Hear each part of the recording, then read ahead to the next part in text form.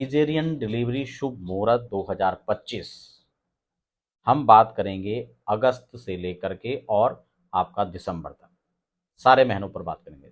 अगस्त, सितंबर, अक्टूबर, नवंबर, दिसंबर, 4-5 महीने।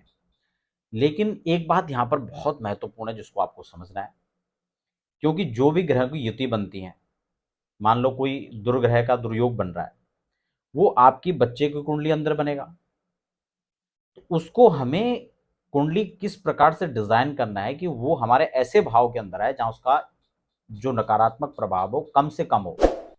और अगर कोई अच्छा योग बन रहा है, राजयोग बन रहा है, तो उसको कैसे हम डिजाइन करें कि वो ऐसे भाव में पड़े कि जिसका हमें अच्छे से अच्छा लाभ मिले।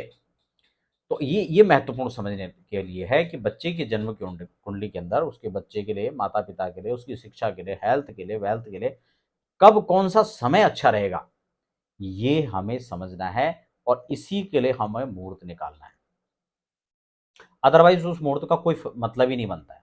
और सावधान, वो लोग मुहूर्त मत निकालो, वो लोग चक्कर में मत पड़ो जिनकी नॉर्मल डिलीवरी है, वो नॉर्मल होने दो, ठीक है ना।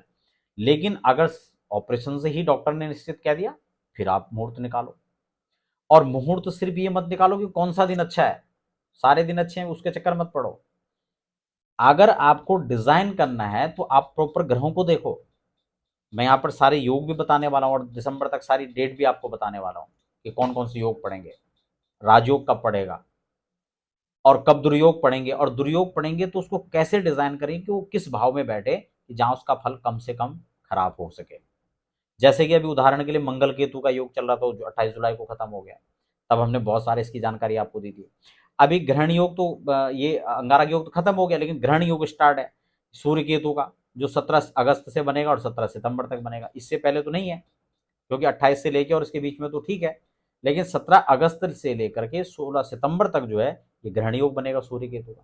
तो अब इसको कौन से भाव के अंदर डिजाइन करना है ये समझने के लायक है, उसको भी मैं समझाऊंगा। 31 अगस्त से आपका शुक्र गुरु स्वतंत्र हो जाएंगे दोनों, ये थोड़ा अच्छा रहेगा, ठीक है ना। और सूर्य बुध और केतु का त्रिग्रही योग भी बनेगा, वो भी कहाँ पर किस तरह से सेट करना है उसको भी समझना है। 17 सितंबर से बुध और आदित्य यानी सूर्य और बुध का योग बनेगा जो एक राजयोग है, ये अच्छे स्थान पर कैसे फल देगा उसको देखना है। 17 सितंबर से सूर्य केतु का योग बने, शुक्र केतु का बनेगा, ये अच्छा योग नहीं है, इसको भी विचार करना है। और 9 अक्टूबर से शुक्र कन्या राशि में चले जाएंगे, सूर्य और शुक्र जो दोनों विपरीत एलिमेंट्स हैं वो एक साथ आ जाएंगे 17 अक्टूबर तक, इसको लेकर के। और एक और महत्वपूर्ण बात आप समझ लीजिए, हमें लगन कैसे डिसाइड करना है, क्योंकि कुंडली के अंदर जो टाइम है वो मान लो हमें तुला लगन में निकालना है, वृश्चिक में निकालना है, कब हमारे लिए सही लगन है जो लगन जीवन में अनुकूलता को भी दर्शाए और जिस लगन के अंदर गृहस्थितियां भी अनुकूल बने। ये दोनों चीजें हमें टाइम से डिसाइड करनी होती है। फिलहाल चंद्रमा और सूर्य दो महत्वपूर्ण ग्रह हैं, उसमें भी सूर्य को हम नहीं पूरा देख सकते, कारण क्या है कि सूर्य एक महीने तक एक राशि में रहेगा, और आपको अगर बीच में करना है तो आप कैसे विचार करेंगे, मान लो प्रतिकूल समय में अगर उस समय सूर्य चल रहे हैं तो। लेकिन चंद्रमा को आप डिसाइड कर सकते हैं, क्यों? क्योंकि चंद्रमा 2 दिन, सवा 2 दिन, 2.5 दिन में बदलने वाले हैं। तो 2-2.5 दिन, 2 दिन का आप विचार कर सकते हैं। मान लो कि आज नीच के चंद्रमा है, आज डॉक्टर ने कहा है, तो आप जो है 1-2 दिन का टाइम उनसे ले सकते हैं कि अगर हम 1-2 दिन बात करें तो कैसा रहेगा। अगर वो कहते हैं कि हफ्ते भर का समय है, आप आगे पीछे कर सकते हो, तो आप 1 हफ्ते का आपको पूरा समय मिल जाता है। तो इस हिसाब से आपको कुंडली डिजाइन करना चाहिए। अब हम फटाफट बिना समय गंवाए फटाफट आपको डेट बता देते हैं, क्योंकि आधा महीना तो ही निकल गया है। तो अगस्त को हम लोग आधे अगस्त से देख लेंगे, जब यहाँ पर सूर्य पर ट्रांजिट कर जाएंगे। तो 17 तारीख को सबसे अच्छा रहेगा अगस्त में, 18 को भी कर सकते हैं और 31 को भी, यानी 17, 18 और 31 अगस्त, ये यहाँ पर सही रहेगा। ये मैं सिर्फ आपको चंद्रमा के हिसाब से बता रहा हूँ कि चंद्रमा के हिसाब से अब जो है उस समय चंद्रमा किस नक्षत्र और किस राशि पर रहेंगे, ठीक है ना, उसके हिसाब से ही है। बाकी अदरवाइज वो पूरा जो चार्ट एनालिसिस करके वो टाइमिंग अलग से निकाल सकते हैं, जिसके लिए थोड़ा समय लगता है, वो हर दिन पर आपको वीडियो के माध्यम से बताना बड़ा मुश्किल है। मैंने सूत्र आपको बता दिया, आप उसको खुद चेक भी कर सकते हैं और किसी एस्ट्रोलॉजर से आप चेक भी करवा सकते हैं, ठीक है। तो 25 तारीख को अगर हम देखें, 25 अगस्त को, तो यहाँ पर भी ठीक है, उत्तरा फाल्गुनी सोमवार है, तो इस दिन ठीक है। उसके बाद 29 अगस्त को शुक्रवार स्वाति षष्ठी, ये संयोग अच्छा है।